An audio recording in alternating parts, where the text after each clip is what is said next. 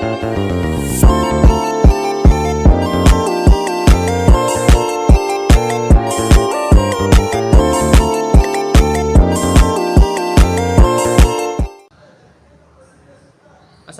warahmatullahi wabarakatuh. Selamat pagi kepada dosen dan juga rekan-rekan sekalian. Pada kesempatan ini saya akan memaparkan hasil kajian saya yang berjudul Analisis Resiko Kritis pada Mata Gerinda dengan menggunakan pendekatan metode HIRA dan juga JSA. Studi ini saya lakukan sebagai bentuk kepedulian terhadap keselamatan kerja di lingkungan laboratorium, khususnya pada penggunaan alat yang berisiko tinggi seperti mata gerinda. Saya harap presentasi ini dapat memberikan wawasan baru dan menjadi bahan diskusi yang bermanfaat bagi kita semua. Baiklah, langsung saja lanjut dari latar belakang. Penggunaan mata gerinda dalam industri permesinan tergolong aktivitas dengan resiko keselamatan yang tinggi. Walaupun alat ini sering dipakai, berbagai kecelakaan masih sering terjadi akibat kelalaian, seperti tidak memeriksa tingkat keausan, penggunaan ukuran yang tidak sesuai, serta pengoperasian tanpa alat pelindung diri atau yang bisa disebut APD. Hasil kajian literatur dan pengamatan di laboratorium menunjukkan bahwa keausan sebesar 15% dari diameter awal dapat meningkatkan kemungkinan pecahnya mata gerinda hingga 40%, terutama saat digunakan dalam kecepatan tinggi. Karena itu, diperlukan evaluasi menyeluruh melalui metode HIRA dan JSA untuk mengidentifikasi potensi bahaya, menilai tingkat resiko, serta menyusun rekomendasi yang sesuai dengan standar internasional dan peraturan yang berlaku. Tujuan dari kajian ini adalah untuk menilai resiko keselamatan dalam penggunaan mata gerinda, terutama yang berkaitan dengan tingkat keausan dan dimensi alat. Melalui penerapan metode Hazard Identification Risk Assessment atau HIRA serta Job Safety Analysis atau JSA, dilakukan identifikasi berbagai potensi bahaya dan analisis teknis guna memastikan kelayakan penggunaan alat sesuai dengan standar ISO 603/14 tahun 2022. Selanjutnya ada manfaat. Yang pertama adalah bagi mahasiswa dan teknisi, yaitu adalah memberikan pemahaman tentang pentingnya pemeriksaan dimensi mata gerinda secara rutin. Yang kedua, bagi institusi, yaitu dapat membantu meningkatkan standar keselamatan laboratorium sesuai regulasi Permenaker.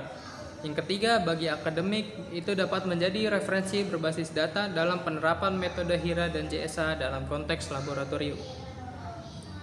Metode yang saya gunakan di sini adalah HIRA, yaitu mengidentifikasi potensi bahaya yang ada dalam proses kerja menggunakan mata gerinda dan menilai tingkat kemungkinan serta dampaknya. Lalu ada JSA, yang Job Safety Analysis, menganalisis setiap langkah kerja yang melibatkan penggunaan mata gerinda, mulai dari pemasangan hingga proses penggerindaan, untuk mendeteksi bahaya di setiap tahapan kerjanya. Selanjutnya ada potensi bahaya yang mungkin dialami, yaitu yang pertama ada retakan dan dia bisa menyebabkan serpian logam terlontar. Yang kedua ada kehausan berlebih, itu dapat meningkatkan resiko pecah saat digunakan. Ketiga ada getaran tinggi mengganggu stabilitas alat dan juga penggunanya. Yang keempat tidak menggunakan APD, yaitu beresiko meningkatkan cedera serius. Berikutnya adalah analisis teknis. Pada tahap ini saya melakukan analisis teknis terhadap kondisi mata gerinda yang digunakan di laboratorium. Fokus utama ada pada tingkat kehausan alat, kemungkinan retakan dan getaran saat pengoperasian. Dari hasil pengamatan diketahui bahwa kehausan lebih dari 15% dari diameter awal dapat meningkatkan kemungkinan mata gerinda pecah, terutama saat digunakan pada kecepatan tinggi. Selain itu, retakan kecil yang tidak terdeteksi secara visual juga menjadi potensi bahaya tersembunyi karena bisa menyebabkan kegagalan alat saat digunakan. Getaran berlebih juga menjadi indikator bahwa alat sudah tidak stabil dan beresiko saat digunakan. Analisis ini penting sebagai dasar untuk menyusun langkah-langkah perbaikan dan rekomendasi yang akan saya jelaskan. Berikutnya adalah rekomendasi perbaikan. Untuk meminimalkan risiko kerja, berikut adalah sejumlah langkah perbaikan yang saya sarankan. Yang pertama yaitu adalah ganti alat jika kehausan lebih dari 15% dari diameter awal. Yang kedua, tambahkan indikator kehausan visual pada permukaan alat atau inspeksi cepat. Yang ketiga, gunakan material tahan abrasi seperti diamond grade atau baja karbon SC50. Yang keempat, wajibkan penggunaan APD di seluruh tahapan kerja. Yang kelima, lakukan inspeksi rutin sebelum dan sesudah penggunaan alat. Selanjutnya ada desain CAD dari Mata Grinda. Saya memiliki dua desain, yaitu ada desain 2 dimensi dan juga 3 dimensi. Untuk desain 2 dimensi ini terdiri dari 3 lingkaran dengan diameter luar 100 mm, diameter tengah 40 mm, dan diameter terkecil yaitu 20 mm. Fokus utamanya adalah zona rawan aus, yaitu lingkaran luar. Karena ini area yang langsung memotong material, toleransi keausan maksimum di sini adalah 15%. Jadi harus dipastikan desainnya mendukung ketahanan. Selanjutnya ada desain 3 dimensinya. Untuk tepi gigi saya menggunakan diamond grade CD10 agar lebih tajam dan tahan lama. Flange-nya atau pembatasnya terdiri dari baja karbon SC50 untuk stabilitas dan daya tahan.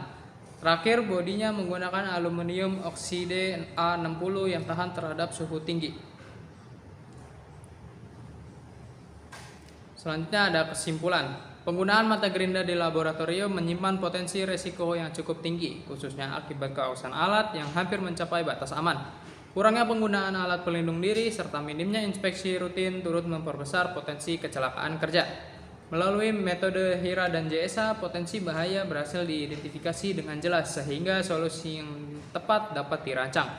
Diperlukan penerapan inspeksi berkala, disiplin pengguna APD, dan pengembangan desain ulang alat berbasis CAD untuk meningkatkan keselamatan kerja secara menyeluruh.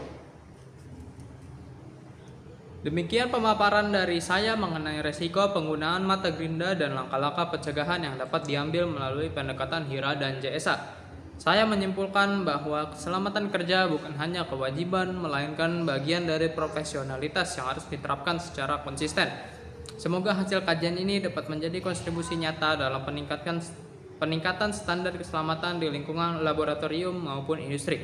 Terima kasih atas perhatian dan juga waktunya. Kurang lebihnya mohon maaf apabila ada kurang kata dan salah kalimat. Wassalamualaikum warahmatullahi wabarakatuh.